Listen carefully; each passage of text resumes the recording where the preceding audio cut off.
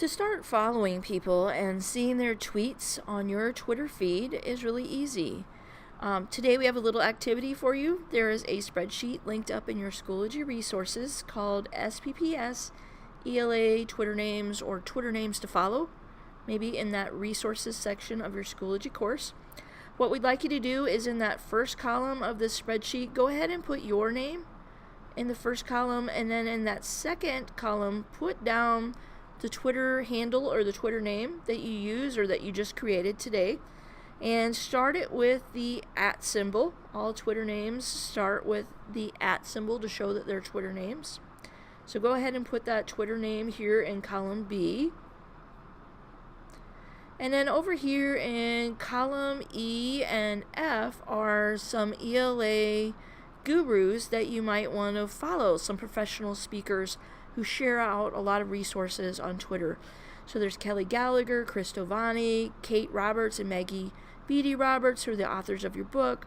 Fountas and Pinnell, who you may know from Reading Levels and Leveled Reading. Kylene Beers does a lot of middle school ELA resources, and she and Bob Probst have a couple books together. Then Troy Hicks does some, I think he has about 3 digital writing books. And then there's NCTE, the National Council of Teachers of English, and ILA, International Literacy Association. So you may want to follow them.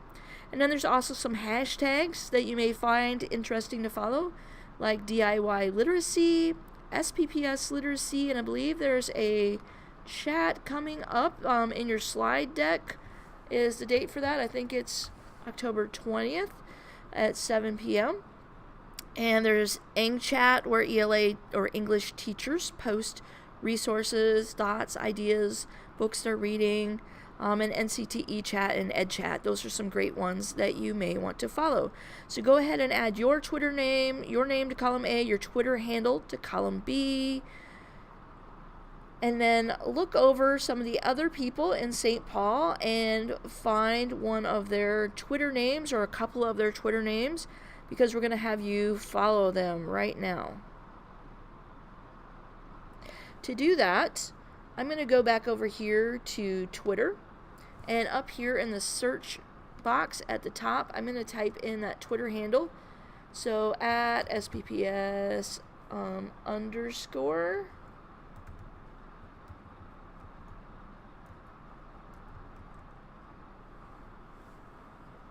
And here's one of our ELA colleagues here in St. Paul. And at her Twitter account, you'll notice that there's a follow button. So I can click on that follow button to start following her Twitter account. So now whenever she tweets something, it's going to show up on my Twitter feed. So go ahead right now, type a couple of St. Paul ELA people's names, their Twitter handle names, into the search box at the top. So look back on your spreadsheet, look down this column, find a couple, 2, 3, 4 people that you want to follow right there.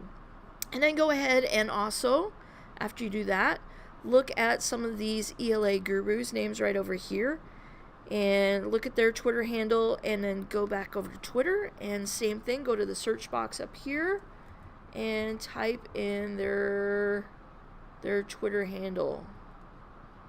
So here's Bob Probst.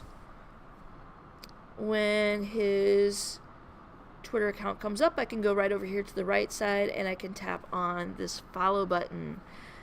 Now, if you find after a little while of looking what people are tweeting, if they're really not tweeting out things that you find are helpful, or they're just not tweeting out resources, you can always go back and tap on this follow button again to stop following them. Alright, so my suggestion is pick some people to follow them for a week or 2, see what they're tweeting.